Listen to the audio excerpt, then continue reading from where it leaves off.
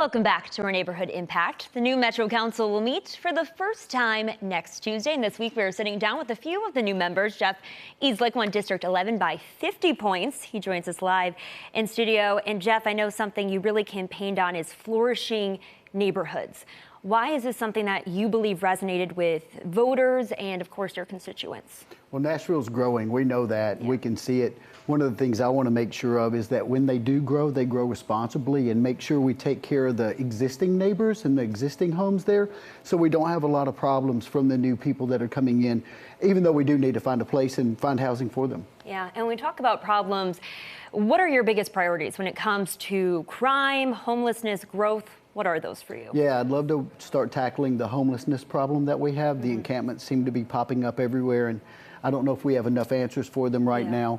Also managing the growth, like I said, and I'd love to see some safety measures going into our schools to make sure some of the things that we've seen happen across the country and locally don't happen again. Yeah, and has the work already began for you? A little bit, yes. I just got sworn in yesterday, so the really crush of the work hasn't started. The first council meeting will be next Tuesday night, so I'm excited. I'm ready to get to work. Yeah, when we go back to the campaign trail, what were some of the biggest things you heard from voters in District 11? What did they like to see moving forward? Yeah, by far the homeless encampments were the #1 thing that people were talking about.